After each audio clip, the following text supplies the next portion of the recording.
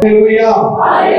खुदावंद भला है और उसकी शफकत अभी है और उसकी वफादारी पुष्ट तक पुष्ट रहती है। आमीन। इसलिए हमें उसकी वफादारियों पर यकीन है।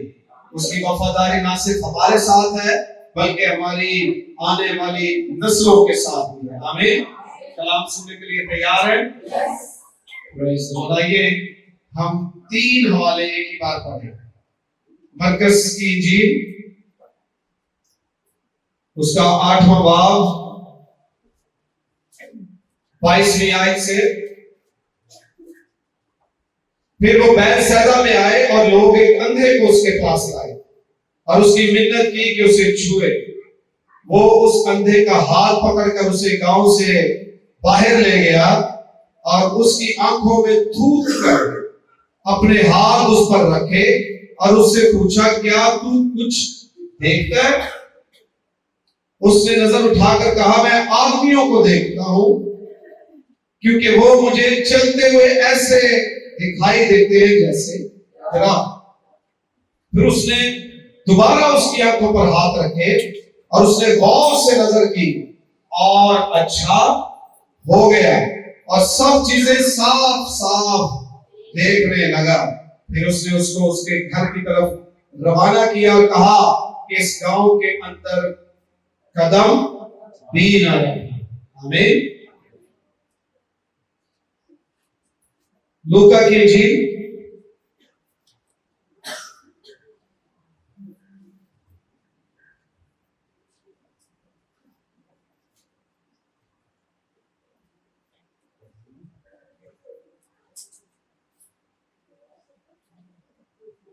बाइबल मुकद्दस में से आज हम जिन चीजों के ताल्लुक से सीखने वाले हैं वो 3 ऐसी स्टोरीज हैं जो मुख्तलिफ वाकयात हैं। अंधों की शिफा।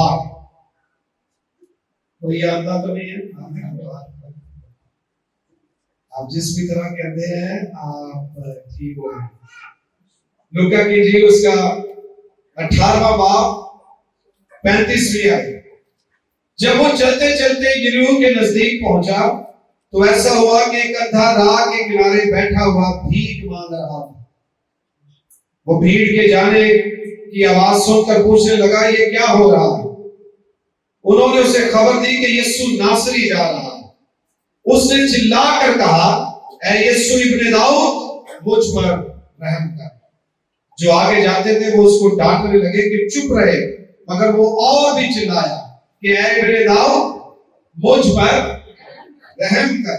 यीशु ने खड़े होकर हुक्म दिया कि उसको मेरे पास लाओ। जब वो नजदीक आया तो उसने उससे ये पूछा, तू क्या चाहता है कि मैं तेरे लिए करूं? उसने कहा, ऐ खुदावंद, ये कि मैं बीना हो जाऊं। यीशु ने उससे कहा, बीना हो जा, तेरे ईमान ने तुझे अच्छा किया। वो उसी दम बीना, यानी उसकी आंखें उसी दम खुल गई और खुदा की तमजीद करता हुआ उसके पीछे हो लिया और सब लोगों ने देखकर खुदा की हमद की। पहला वाक्य हमने पढ़ा जिसमें खुदा यीशु मसीह ने उसकी आंखों में थूका, फिर वो गया और उसने शिफा आई। यहां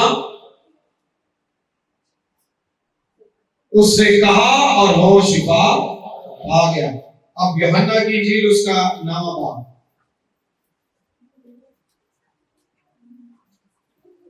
पहली आयत से। फिर उसने जाते वक्त एक शख्स को देखा जो जन्म का अंधा था। इसकी जरा डिटेल भी बता दीजिए, ये कौन सा अंधा है? जन्म का अंधा।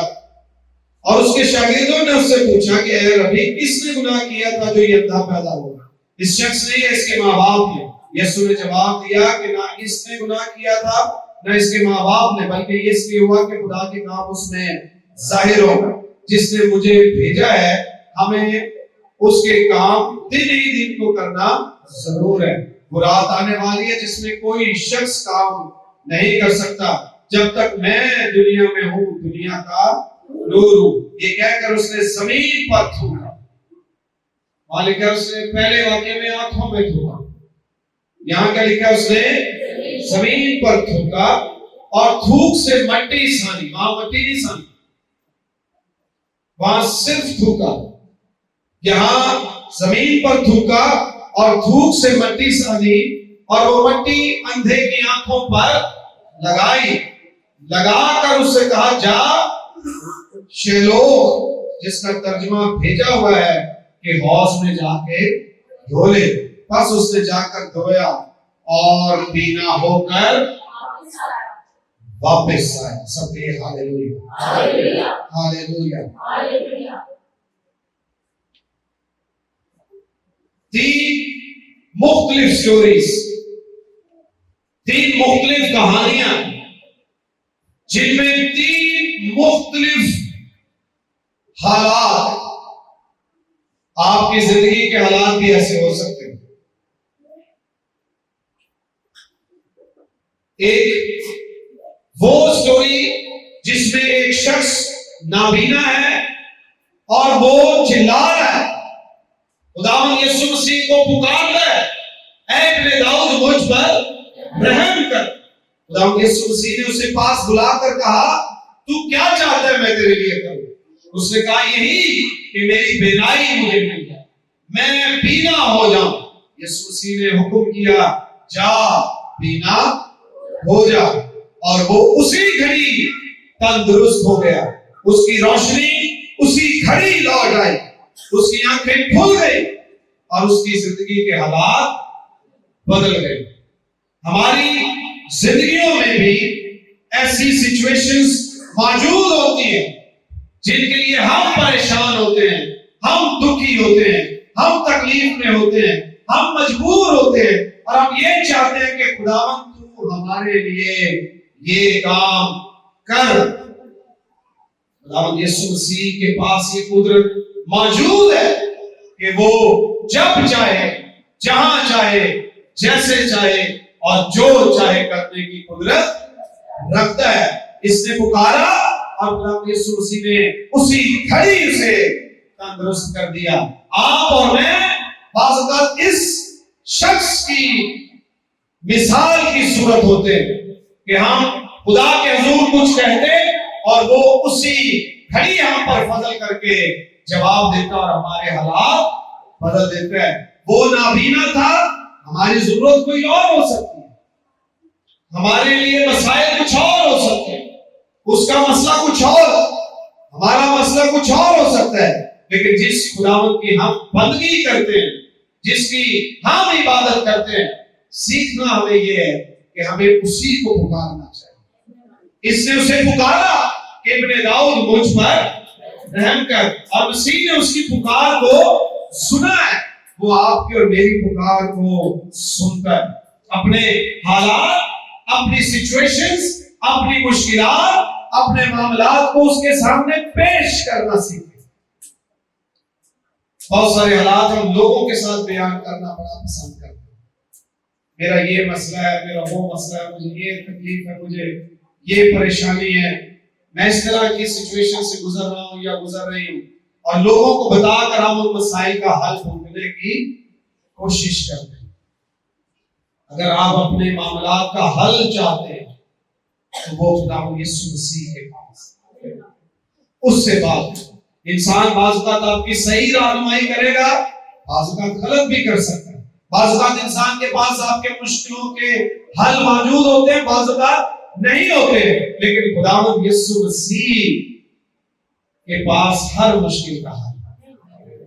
उसकी कुदरत ऐसी है कि उसने कहा, तू क्या चाहता है मैं तेरे लिए करूं। दुनिया का कोई फर्क आपको ये आके नहीं कर सकता कि तू क्या चाहता है मैं तेरे लिए करूं। और अगर कहीं वो कहने की जिसारत कर भी ले और आप कुछ कहें तो 1 2 4 काम हो सकते हैं, सब काम किसी इंसान के बस में नहीं है।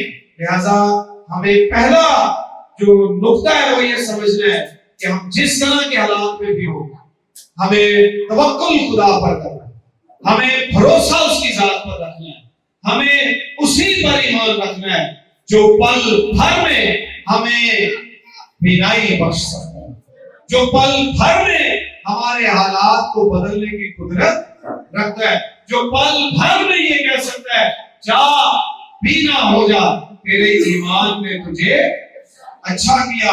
और इसी की बदौलत ना सिर्फ आप बल्कि आपके इर्द गिर्द वाले भी खुदा की तारीफ करने वाले हैं। बाज़ औक़ात ऐसा होता है, लेकिन बाज़ औक़ात दूसरा वाक़या जहां खुदावंद यीशु मसीह ने एक शख्स की आंखों में थूका। 3 जगह ये मुआवजे हुए, 3 जगह ये पिनाई आई है, लेकिन तीनों जगह मुख्तलिफ तरीके से आई। एक चीज पर कायम हो जाने वाले लोग मायूस, बाइबल मुकद्दस को समझने वाले लोग मायूस नहीं हुए। वहां फौरन काम हुआ, मसीह ने सिर्फ कहा, लेकिन दूसरे वाक्य में खुदावंद यीशु मसीह ने उसकी आंखों में थूका। फिर वो बैतसैदा में आए और लोग एक अंधे को उसके पास लेकर आए। अब सिचुएशंस देखिए, पहले वाक्य में लोग उस अंधे को रोक रहे हैं, वो चिल्लाना शुरू हो गया, रुकावटों को उसने अबूर कर दिया।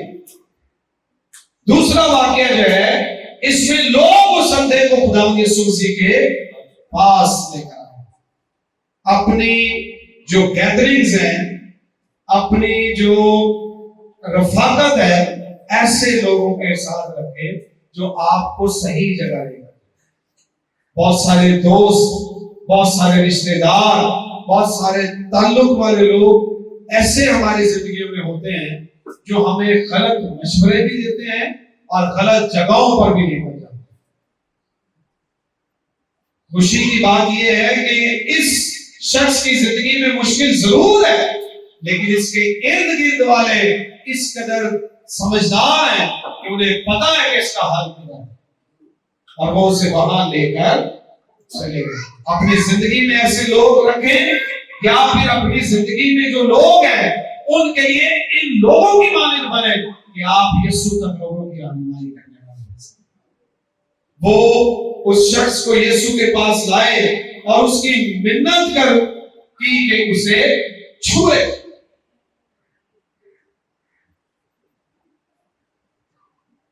उसकी मिन्नत की कि उसे क्या करे। अब वहां पर अंधा खुद मिन्नतें कर रहा है, चिल्ला रहा है, ऐ इब्ने दाऊद मुझ पर। यहां वो नहीं बल्कि दूसरे लोग उसे लेकर आए हैं और लोग उसके लिए खुदावंद के हुजूर मिन्नत कर रहे हैं। आप अपने खानदान, अपने हालात, अपने दोस्तों और दूसरों की जिंदगी में तब्दीली लाने के लिए खुदा के हुजूर सिफारिश कर सकते, खुदा के हुजूर मिन्नत कर सकते, खुदा के हुजूर शिफायत कर सकते, ताकि आपकी शिफायत की वजह से किसी दूसरे के हालात बदले। हमेशा अपने ही हालात पर गौर न करें, हर एक अपनी ही फिक्र ना करे, अपने ही अहवाल पर ध्यान न रखे, बल्कि दूसरों के भी। वो शख्स सिर्फ अपने लिए कह रहा है, ऐ इब्ने दाऊद मुझ पर रहम कर। यहाँ ये वो लोग हैं जो कह रहे हैं, ऐ खुदावंद इस पर रहम। हमारी जिंदगी में ऐसी तरक्की होनी चाहिए, ऐसी सोच होनी चाहिए कि हम दूसरों की बेहतरी चाहें, हम दूसरों की बिनाई चाहें। हर वक्त यही नहीं कि जो कुछ है मुझे ही मिलता रहे। हमें खुदा ने दूसरों के लिए बरकत का बायस बनाया। तुम दुनिया का नूर हो। नूर अपने लिए नहीं है, भाई नूर हो सकता अपने लिए, लेकिन ये जो लाइट वाला नूर है ये अपने लिए। ये जो रोशनी जल रही है इसका फायदा इस बल्ब को हो रहा है या मुझे हो रहा है? तो खुदा के मसीह ने कहा तुम दुनिया का क्या हो, मतलब क्या, तुमसे दुनिया को फायदा हो, तुमसे दुनिया को रोशनी मिले, तुमसे दुनिया तरक्की पाए। और हम अपनी बाबत ही सोचते रहते हैं कि दुनिया से किस तरह हमें फायदा मिले। दुनिया को छोड़े, हम तो चर्च से ये तवक्को करते हैं कि चर्च से जा रहे हैं सबके फायदा लगता है। हम दूसरों के लिए बरकत का बारिश। आमीन। खुदा के मसीह ने कहा जिंदगी की रोटी अपने आप खाती, रोटी अपने फायदे के लिए होती है, दूसरों के लिए। खुदावंद यीशु मसीह ने कहा दरवाजा, दरवाजा किसके लिए होता है? दूसरों के लिए। उसने कहा दुनिया का नूर। जो कुछ भी टाइटल्स उससे दिए हैं, गजल में उसको टाइटल दिया गया, वो इतने रेयर है। जो भी टाइटल्स खुदावंद यीशु मसीह को मिले हैं वो दूसरों की बरकत के लिए। उन्होंने कहा दरवाजा में आऊं, उससे भी दूसरे गुजरते हैं, नूर में आऊं, दूसरे फायदे उठाते हैं, रोटी में आऊं, दूसरे खाकर शेर होते हैं। आप और मैं इस तरह की शख्सियत बन जाएं कि हम पौधों के लिए बरकत का बायस बनें। वो लोग उसे लेकर आए। आप कितनों को मसीह के पास लेकर आए? आप लोगों के हालात देखते और फिर तरस खाते, रहम करते, बस ये काफी नहीं है। उसके बाद उन्हें सही मंजिल तक पहुंचाना भी हमारे जिम्मेदारी। ये खुदा यीशु मसीह के पास लेकर आए और उसकी मिन्नत की कि उसे क्या करे, छू ले। वो उस अंधे का हाथ पकड़कर उसे गांव से बाहर ले। बातें बहुत है स्टोरीज में, लेकिन सारी नहीं कर पाऊंगा। खुदा यीशु मसीह आपको कुछ जगहों से अलग करता है, कुछ लोगों से अलग करता है, कुछ हालात से अलग करता है। आप समझते हैं कि मेरे दोस्त मुझे छोड़ गए या मैं या फलां मेरे साथ अब नहीं है, पहले था। शायद वो आपकी बरकत और बहुत से में रुकावट था। खुदा यीशु मसीह ने आपको पता, जब बच्ची को जिंदा करने गए, उन्होंने चंद लोगों को अंदर रखा, दरवाजा करके बाकी सबको बाहर कर दिया। आपकी जिंदगी से भी बहुत सारे लोगों को खुदावंद बाहर करता है, खुद करता है बाहर, ताकि आप बहुत से को हासिल करें, आप बरकत को हासिल करें। खुदावंद ने इस शख्स को, इस अंधे को गांव से ही बाहर कर दिया, उसका हाथ पकड़ा और उसे लेकर बाहर आ गया। शायद आपकी जिंदगी में कुछ ऐसी सिचुएशंस हैं, जगह हैं, जिनसे खुदावंद आपको चाहते हैं कि आप उनसे बाहर, वो कुछ भी हो सकता है। और उसके बाद लिखा है, उसे हाथ पकड़कर गांव से बाहर ले गया और उसकी आंखों में थूक कर अपने हाथ उस पर रखे और उससे पूछा, क्या तू कुछ देखता है? उसने नजर उठाकर कहा, मैं आदमियों को देखता हूं, क्योंकि वो मुझे चलते हुए ऐसे दिखाई देते हैं जैसे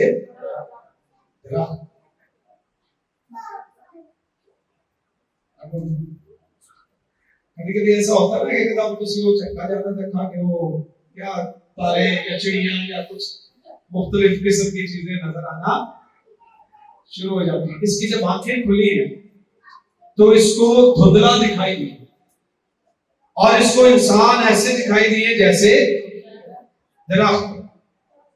बाइबल को जब हम पढ़ते हैं तो हमें थोड़ा सा ना सेंसिटिव होकर पढ़ना पड़ता है। मुझे यूं लगता है कि ये शख्स जन्म का अंधा नहीं है,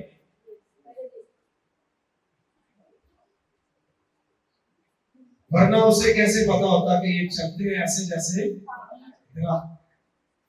तो गोया उसने अपनी लाइफ में दरख्त देखे थे, ये मुझे चलते हुए ऐसे लग रहे हैं जैसे कि दरख्त चलते। अगर इसने अपनी लाइफ में कभी दरख्त देखा ही नहीं हो तो वो किसी को किसी के साथ जोड़ नहीं सकता। और इसको टिपिकली अगर हम पढ़ें तो इसके इंग्लिश वर्जन में लिखा है, his sight was restored, उसकी जो बिनाई थी बहाल की गई। तो बहाल उसे कहा किया जाता है जो पहले हो और फिर बेहाल हो जाए, बुरा हाल हो जाए और दोबारा उसे उसकी जगह पर बहाल कर दिया। वो जो वाकया वहां पर वो नाबीना जन्म का अंधा था, उसे बिनाई दी। ये वो है जिसकी बिनाई को बहाल किया। अगर आपकी जिंदगी में ऐसे हालात हैं जो कुछ आप खो चुके, जाया हो गया, पहले था अब नहीं है, खुदा की कुदरत उससे भी बहाल हो सकती। एक और लगता है ऐसे, इसने जब ये कहा ना कि मुझे इंसान ऐसे लगते हैं जैसे दरख्त, तो शायद इसके लाशऊर में जो आखिरी तस्वीर थी वो दरख्तों की, जो कुछ इसने लास्ट टाइम देखा था वो पिक्चर इसकी आंखों में, इसके लाशऊर में कहीं मौजूद, वहीं से उसने चीजों को दोबारा देखना शुरू किया।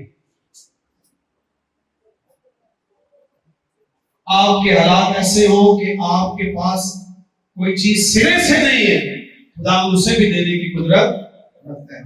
और अगर कुछ ऐसे हालात हो गए हो कि आपके पास था और आप खो चुके, वो आपका नौकरी का मामला हो सकता है, कारोबार का मसला हो सकता है, रिश्ते का मसला हो सकता है, आपके खानदान, आपके रिलेशंस, बिजनेस, व्हाटएवर, जो कुछ अगर सिरे से नहीं है वो भी देने की कुदरत रखता है।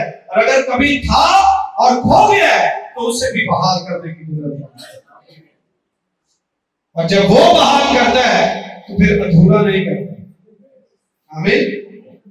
वो पूरा का पूरा बहाल करता है।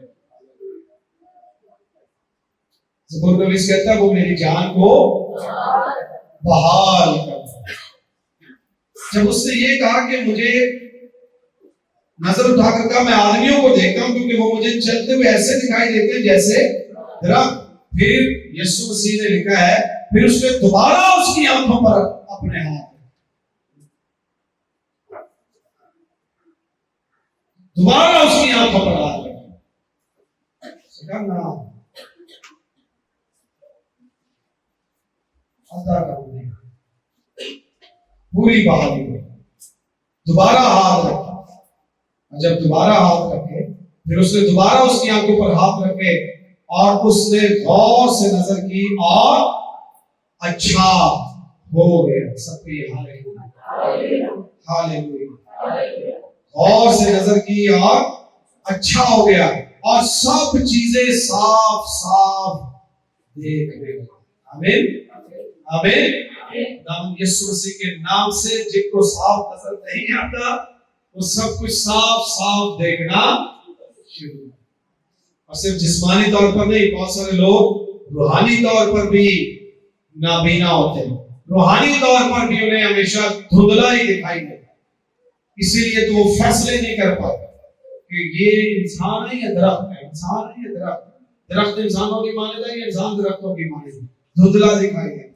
लेकिन खुदा यीशु मसीह का फजल ये है कि वो हमें धुंधला नहीं, साफ साफ दिखाता है।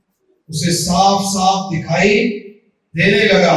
फिर उसने उसको उसके घर की तरफ रवाना किया और कहा कि इस गांव के अंदर कदम भी ना। कई जगहों पर खुदा आपको दोबारा लौटने के लिए नहीं कहता। हो सकता है वो आपकी कौन सी ऐसी जगह है, कौन सी ऐसी आदत है, कौन सी ऐसी बात है जो खुदा यीशु मसीह चाहते हैं कि आप अपनी जिंदगी से अलग करें। इस गांव में उसने कहा दोबारा गांव के बाहर लेकर चलो। तीसरा वाक्य जो हमने पढ़ा था यूहन्ना की इंजील उसके 9वें बाब में, ये बड़ा मशहूर वाक्य है जिसमें एक शख्स जो जन्म का अंधा है, खुदाम यीशु मसीह ने जब उसे बिनाई दी तो लिखा है उसने जमीन पर थूका और थूक से मिट्टी सानी और वो मिट्टी अंधे की आंखों पर लगाई। एक जगह उसने सिर्फ कहा है, एक जगह उसने सिर्फ थूका है, एक जगह उसने थूक कर मिट्टी सान कर उसकी आंखों पर लगाई। इस ताल्लुक से भी ये ख्याल और नजरिया लिया जाता है कि इस शख्स के शायद आई बॉल्स ही नहीं। खुदावंद यीशु मसीह ने आई बॉल्स बनाए और उसकी आंखों के अंदर और फिर उससे कहा जा शैलोत में जाके धो ले। पहले को उसने कहा जा बीना हो जा। उसने कहा तू क्या चाहता है, यही कि बीना हो जा, जा हो जा। उसके हालात बदल गए। दूसरे पर उसने थूक कर आंखों पर हाथ रखे और कहा कि तू देखना शुरू हो जा और वो देखना। तीसरे को उसने बॉल्स बना उसकी आंखों में लगाई, मिट्टी सानी आंखों पर लगाई और कहा जा जाके शैलोत में धो ले। वो गया जब मसीह ने उससे बात की तब उसने छिपा नहीं पाया, जब मट्टी लगाई तब भी नहीं पाया, जब वो गया तब भी नहीं पाया, जब उसने शलोक पर जाकर धोया तब उसकी आंखें जो थी क्या हो गई, खुल गई। शलोक जिसका तर्जुमा भेजा हुआ है कि हौज में धो ले, बस उसने जाकर धोया और पीना होकर वापस।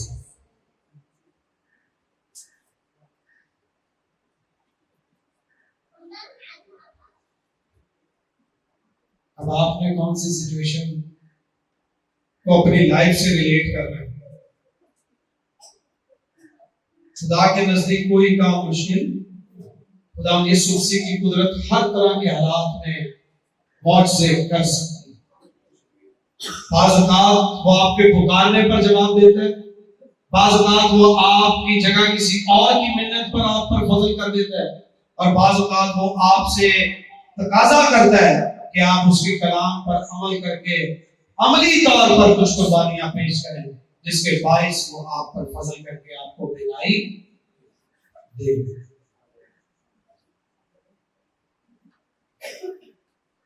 हर वक्त जरूरी नहीं है कहा जाए और मौत से हो, हर वक्त ये भी जरूरी नहीं कि आपसे तकाजे किए जाए कि जाओ और ऐसा ऐसा ऐसा ऐसा करो तो मौत से हो। हर वक्त ये भी जरूरी नहीं कि फील फॉर मौत हो। कभी कभी मौजज़ा जो है वो स्लोली भी होता है, पार्शली भी होता है, लेकिन खुदावन अधूरा काम छोड़ते नहीं, वो आपकी जिंदगी को बहाल करना चाहते हैं। हमें आइए हम खुदा के हुजूर ईमान रखें कि मेरी हालत अगर कुछ मेरे पास नहीं भी है, सिरे से ही नहीं, पैदाइशी ना भी है, सिरे से कभी बेनाई थी नहीं, खुदा उससे भी बेनाई थी। अगर कुछ चीजें आपके पास सिरे से ही नहीं, जो आपने लाइफ में कभी देखी और सुनी नहीं, तो जो चीजें ना आंखों ने देखी, ना कानों ने सुनी, ना आदमी के दिल में आई, खुदा ने अपने मोहब्बत रखने वालों के लिए पहले से तैयार किया। आमीन। जो सिरे से नहीं है वो भी खुदा आपको दे सकता है, जो आपका था और खो गया है खुदा उसे भी बहाल कर सकता है। आइए सिर को झुकाएं।